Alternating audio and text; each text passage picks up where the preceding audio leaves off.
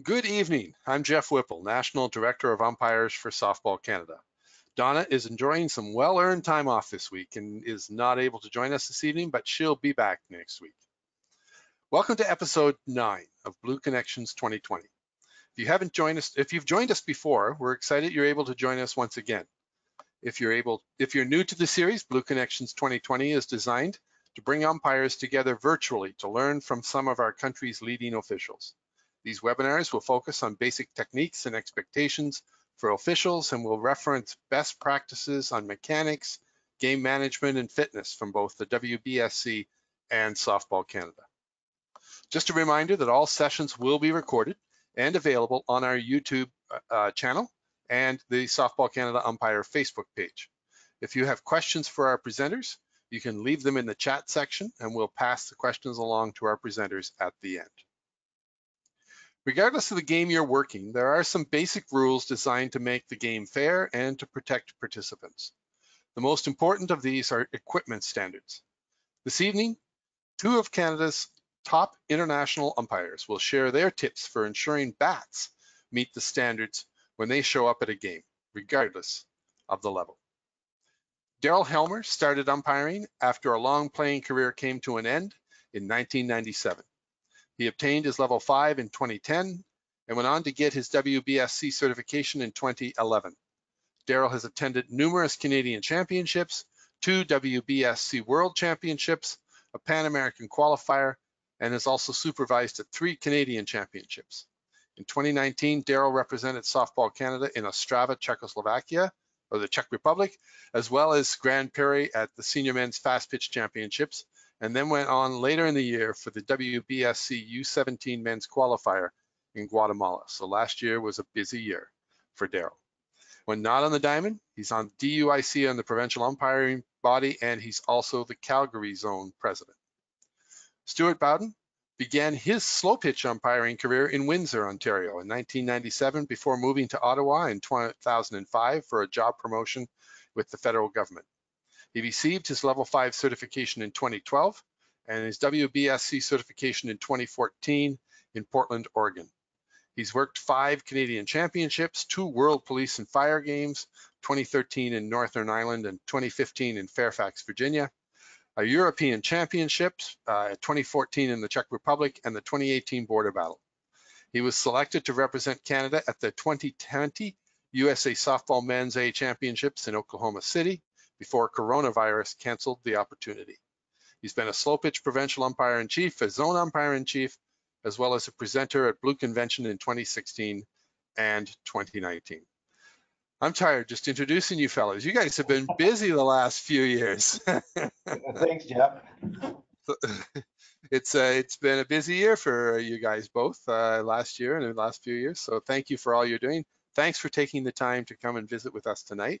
We appreciate your willingness to share with your colleagues. And I am going to share this screen with you, Daryl. So here you go.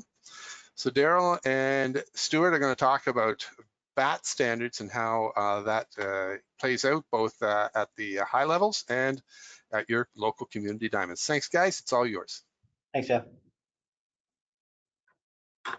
Hello, everyone. Bonjour tout le monde.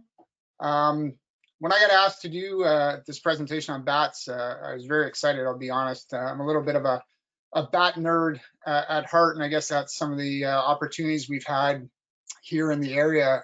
Living in Ottawa, the Combat Factory used to be right around the corner from my house, and some of the guys I umpired used to work for them, and I'd go over to the factory and look at them making bats and seeing the new bats come out, so that was pretty cool. And then in Ontario, every February, we have what's called the Blue Symposium. It's an umpire training event, and either every year or every couple of years, we have Jason Shipley from Worth, Mike, and Rawlings come in, and he brings all the bats. He's got bats that are cut open. He's got bats that have been altered, all kinds of different examples for us to look at, and it's really a neat chance for us as umpires to see kind of behind the scenes for bats.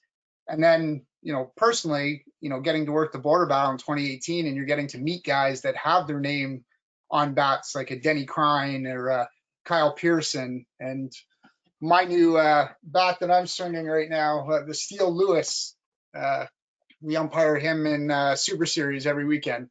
So again, something to see when you have guys that have their own bat names on their bats. We thought we'd start today just with a little fun history of bats, and I guess where you started umpiring will kind of be decided, which bats you first saw.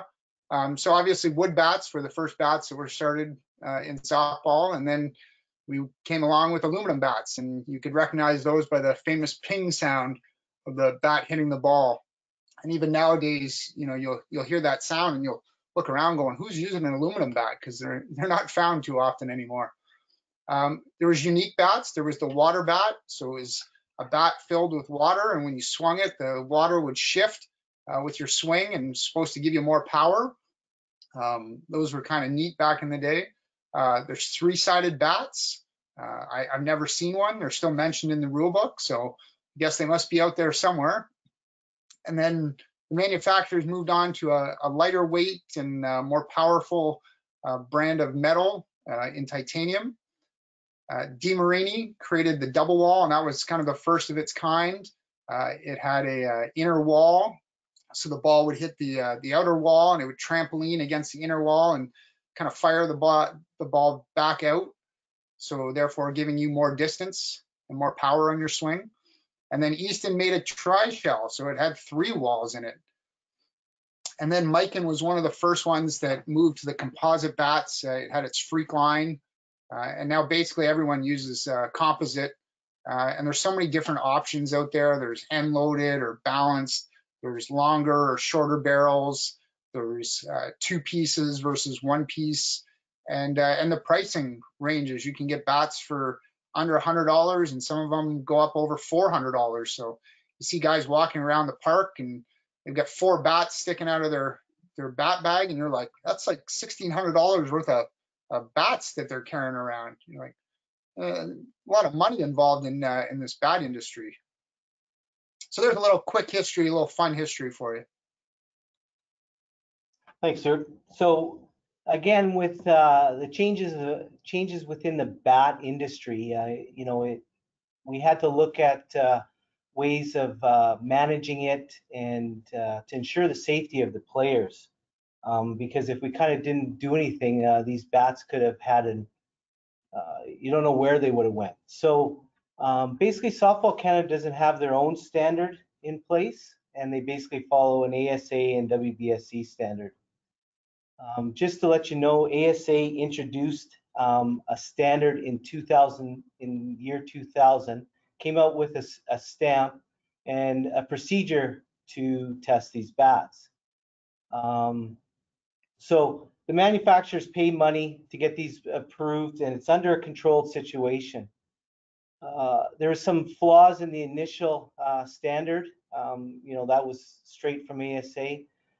They just decided to look and revamp the standard in 2004, where it basically looked at the batter's swing along with the softballs used. And that's about the only 2 areas you can look at in regards to validating a bat. And so basically the ASA standard looks at it from a 98 mile per hour, from basically the batted ball speed coming off the bat. The WBSC standard, a little bit higher, is 100 mile per hour. So these standards are currently in place, and they still kind of follow that same standard that they put back in place at that time. So it's really important to think of this is that, these bats are a big part of the game, as we all know.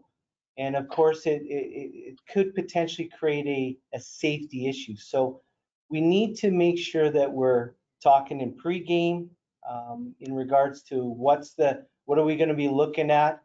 What are we going to be doing? What stamps are in play for the league we're doing?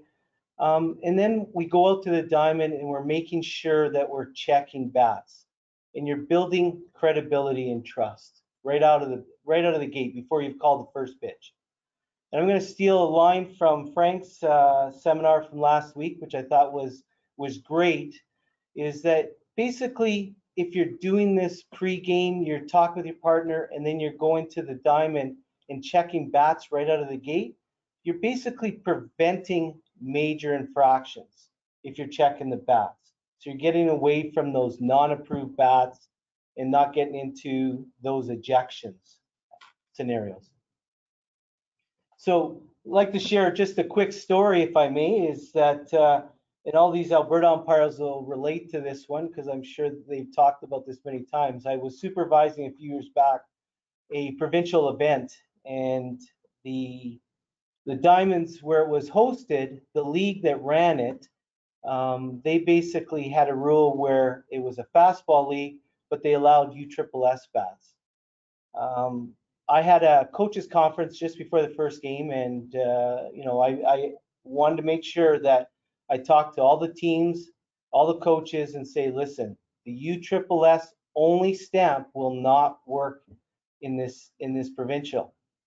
And I said, you need to make sure your players know, and you check your bats before the first pitch, kind of thing.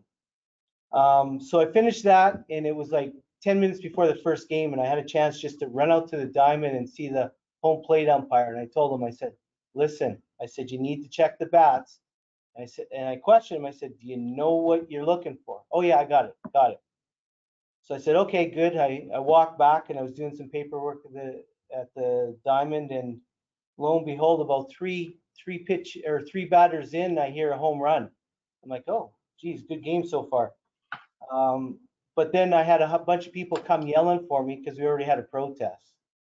And guess what the protest was? Is somebody was using a non-approved bat. It was had a USSS stamp only, and basically we had a major infraction, and the umpire lost some credibility because all the teams were going, well, the umpire checked the bats, he didn't find it. And I'm going, it was told like 10 minutes ago. But the good news was in that situation, there wasn't another bat infraction because everybody got wind of that situation and got rid of the bats that didn't follow, that were not approved. So we're going to look at the different acceptable certification stamps for slow pitch bats. There's 6 that are out there. The ASA 2000, the round circle there in the middle, and the ASA 2004, the home plate with the 2004. Those you'll find on your older bats, your aluminum probably, and some of your early composite bats. Same with the ISF 2005 over on the far left. The USSSA stamp on the far right, that's kind of become the most acceptable one. It's also known as the thumbprint. If you kind of think of your thumb and the print it would leave if you were being fingerprinted, that's kind of what it looks like. The new WBSC and the USA Softball, the new one, we haven't done any games here in Ontario yet, so I haven't had the opportunity to see that on a bat yet, but those would be also acceptable certification stamps. There are many other certification stamps that are out there. So you have to be aware when you're looking that you're looking for one of these 6. And the thing frustrating for me is they're not always in the same place because, as I mentioned, different bats have different barrel sizes and 1-piece, 2-piece. So sometimes they're in different spots on different bats. So you really have to be careful when you're checking that you're looking for the right spot. You don't want to throw out a bat and then find out, oh, well, the ASA 2004 is way up at the top by the end cap, where normally it's down near the barrel where the USSSA one is. So just make sure when you're checking that you're, making sure that you're looking for those at any point on the bat. Sometimes even get rubbed off, so you get to know which bats are certified. As I mentioned, there's bats that would have non-approved stamps on them. If I use my bat, for example, again, I don't know if I can get it up there. So it's got 2 other stamps here that are not acceptable. It's got the USSSA, which is, but if this one wasn't here and it was only those 2, this bat would not be able to be used in a Softball Canada play. So this would be taken out of the game, and you'd let the teams know that that it's not allowed to be used, and if it will come back in and it's found, you would have an ejection. They added some points for clarification that says updated November 2018 there. There's a couple just to point out. The second bullet, where in the bracket where it talks about the ASA 2013 certification stamp, which is the one at the bottom, it doesn't have a year on it, but that's the one that came out in 2013. This is no longer acceptable for slow pitch play. But if you read the note at the bottom, it says if the ASA 2013 certification stamp is there along with a WBSC bracket ISF or a USSSA certification, the thumbprint, then it would be approved for use. So that's kind of what we call the dual stamp. So the ASA 2013 by itself is no good, but when you add in a USSSA or the WBSC, it does approve it for use. The fourth bullet there talks about compression. These are the little machines you'll see at your provincials or your major tournaments. They take the bat, they put it in, they turn a dial, they pull up the lever, and it measures the compression of the bat of the barrel.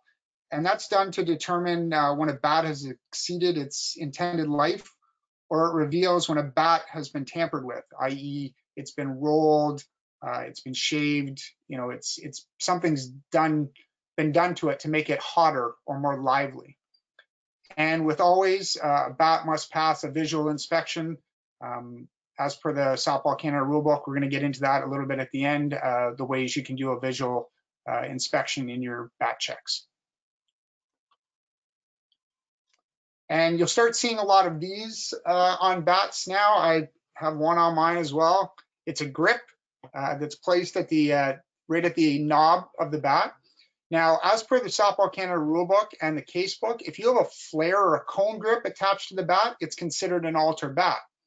However, this type of grip, because they're soft and they compress and they form a solid butt against the hands of the bat, these have been approved by the WBSC, USA Softball, and Softball Canada for use both in fast pitch and slow pitch. And if you see again with mine, as I grip it, my hand goes around, and even though I put my bottom pinky below the knob, it's still solid in my grip. The flare grip is ones where your hand would be completely over the knob. There's nothing stopping it. And those would be a safety issue when you swing and the bat could potentially come out of your hand.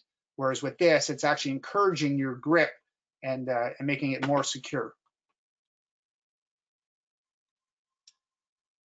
So now we get into the fastball certifications. A little bit more complex here. We have different categories, male, female, and levels of play. So you can see that we have the male up to U19 and female all levels.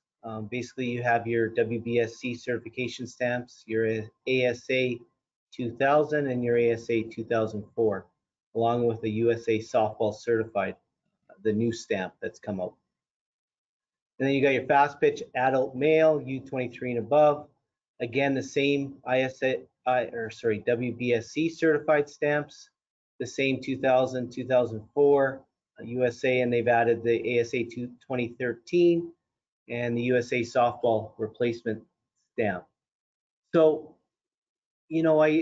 what I did is, just to simplify this, is for the fastball sides, I kind of put a little flow chart together.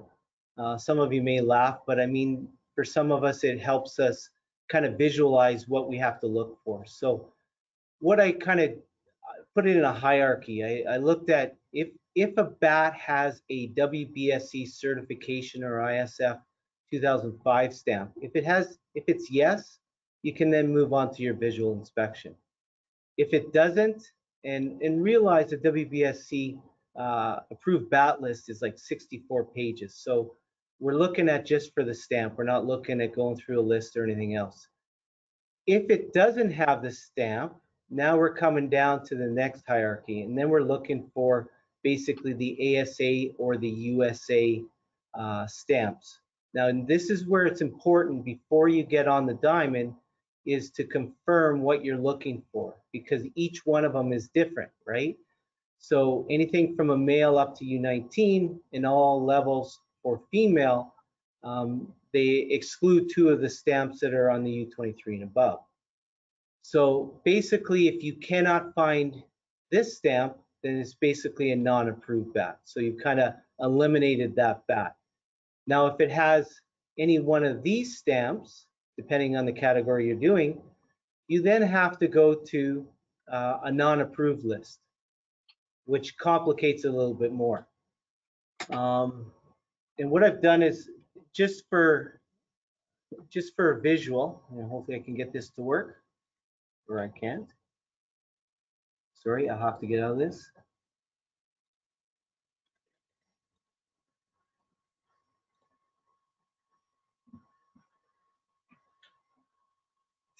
So this is the USA Softball non-approved bat list.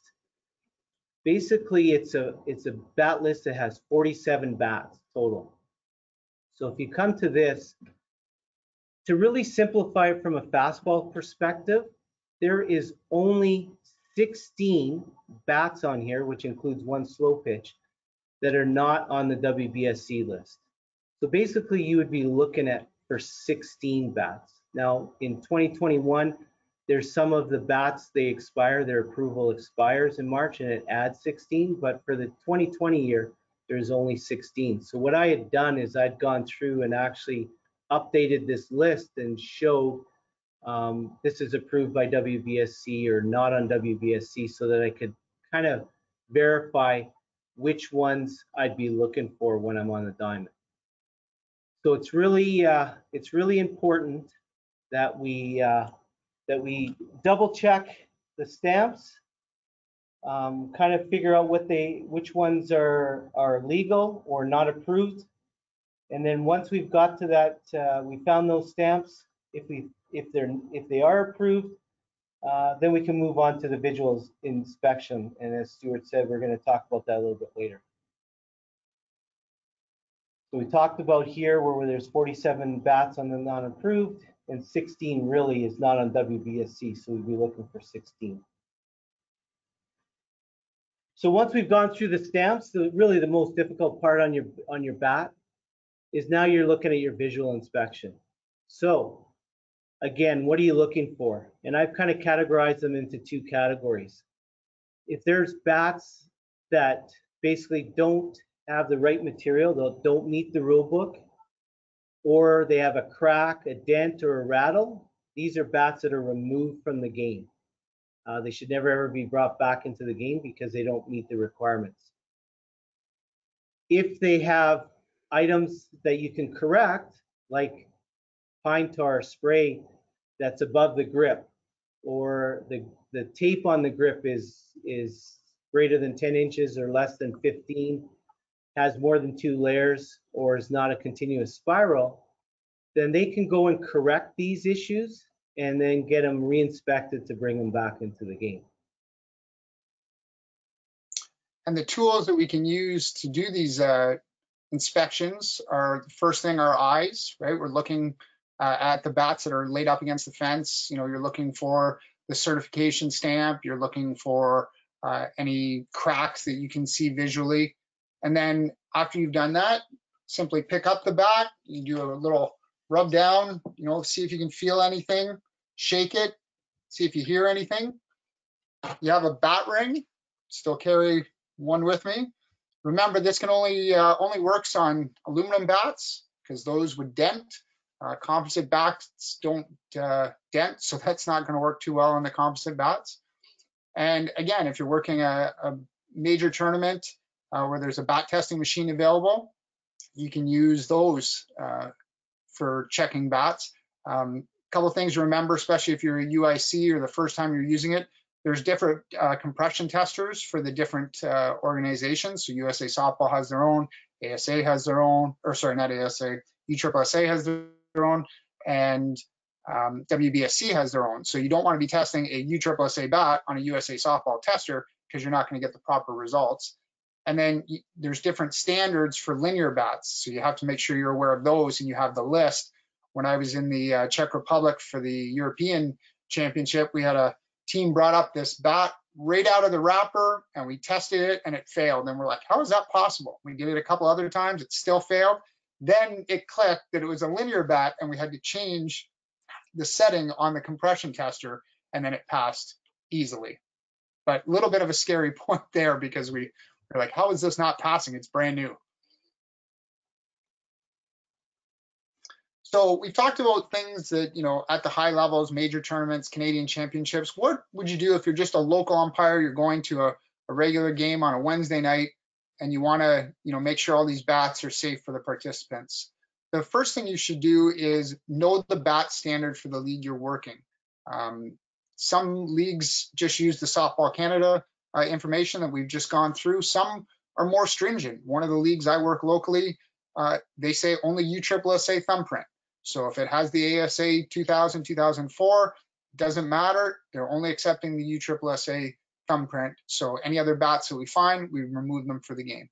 And this is, as Daryl said, you discuss with your partner before the game. So I'm going to check bats on the home team side. He's going to check bats on the visiting team side. We know what standard we're looking for, so that we don't have any differences from one team getting to use a bat that another team doesn't. So as you're checking the bats for both teams, again, you're looking for certification stamp, you're looking for any damage, excess tape, the pine tar or the spray, things that can be cleaned up in order for them to use. And then everybody's on the same playing field. It's a level playing field. The game is safe, and we can go forward. And just to add, Stuart, this is, especially when you're local, I find that people are a little bit more lax, and I think this is where we need to be consistent. I know this is where we need to be consistent. It's got to be part of your game. Is you got to take the time to check those bats, and it's a learning for the teams too, because sometimes they don't even know. And especially if you're a newer umpire, take the time to do that. You'll get to learn the bats, the rules, everything around that. So very important to do it. And I think you have to be, you know, confident in what you're doing, because you're going to you take a bat out of a game, what's the first thing a player is going to say? Well, the umpire last week checked it and he let me use it. And you know that's not true, because he probably did check it and threw it out, but you want to use it this game. So just be confident with your decision you make when you're removing a bat for any of these reasons. Absolutely. And that is it.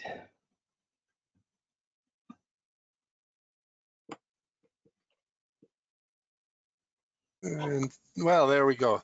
Thank you, guys. You know what? I learned some stuff tonight. Did have a couple of questions. One that's from me. What triggered me was today I was checking out the Softball New Brunswick events, and they have next week coming up a wooden bat provincials for Masters Fast Pitch. And are you guys seeing some wooden bats? Is it a novelty, or are you seeing any of that in your areas? We have a couple tournaments that have started to come back with wood bats. We find them mainly on diamonds that are very short, and composite bats would just, I mean, you could check swing and probably hit it out. So bringing wood bats in, and they're all supplied. Sambat, one of the major wood manufacturers, is again fairly local here in the Ottawa area, so they provide the bats for the tournament, and the winning team actually gets a customized wood bat for the winners. So there you go. And so those are slow pitch tournaments too? Yes. Yeah. So there's some slow pitch wood bats happening. Terry, you hear, or Daryl, you hearing anything out there? You know, I've heard of it. There's been rumor of it. People have talked about it. I've not been involved. I haven't even really heard if they've gone on. It's not very big here. Mm-hmm. Yeah. No, I noticed that today as I was looking, so I wanted to sort of check on that. Question for you from Brad Craven. Brad says, in local slow pitch leagues, how do we get the leagues and officials to actually enforce the bat standards? I play in one that a guy has the Mike and MSF Freak and the Old Worth Wicked. Stuart, you might know what those means. I'm not a big bat guy, but I know enough to get myself in trouble. As I've brought it up, and every time it falls on deaf ears. What would you recommend for Brad? I mean, he's coming at this from a player's perspective in this situation, but Yeah, I would definitely work through like your league executive or the league UIC, and make sure that there's a clearly defined bat standard for the league. Again, some might just say we're just following Softball Canada. Some may have more stringent regulations, but that would be my advice, is to work through the executive and the UIC, and then that can filter down to the individual umpires checking bats. And it may take the UIC to go out and talk to these guys and say, listen, here's your bat standard. This bat doesn't meet the standard. You can't use it. And, you're going to kind of be put on notice, and all the umpires are going to be known to check for this bat and remove it when they see it. because there's certainly a liability issue for umpires and for the league. So. And it's a danger thing. Some of these bats now, the ball comes off so fast. I mean, you see our pitchers in the slow pitch game are all geared up. They've got masks and chest protectors and shin pads, and it is very dangerous if there's a bat that doesn't meet the certification standard because it's too hot. Interesting. Daryl, question for you from Greg Cowan. I was told I didn't need to use a bat ring on composite bats. I think, Stuart, you mentioned that earlier. But I was UICing a tournament. I watched the coach take a Rawlings fast pitch bat out of the wrapper, and it didn't go through the ring. So now I ring every bat. Your thoughts on that, Daryl? Well, I mean, I carry one with me all the time. I mean, I'm with Stuart. I don't usually do with the composite. I use my hands. I'm looking for the cuts in it and basically the rattles more than I'm looking for the ring, because you think coming out of a wrapper that the standards are already met. So, but always keep one with me, because if there's any incident, I'd have it there for me. So that's new to me, coming out of the wrapper like that. Yeah, I'd be taking that back. Yeah. Oh, well, listen, guys, thank you so much for sharing your time this evening. I learned some stuff tonight. That's always good. I always like to learn new stuff. So thanks for your time. That completes episode 9 of Blue Connections 2020. Thanks to Stuart and Daryl for sharing their time and expertise this evening. A special thanks goes out to Level 5 umpire Darren Gerwar for his work as co-producer. And join us next week as our national rules guru, Susan Strafford, talks about some of the stickiest situations in the game as she takes on appeal plays. A reminder that all episodes of Blue Connections 2020 will be available later on the Softball Canada Umpires YouTube channel and on our Facebook page. And we look forward to seeing you all next Sunday. Good night, everybody. Thank you, guys, and good night to you guys as well. Thanks, Jeff. Good night. Thanks, Daryl. Thanks, Stuart.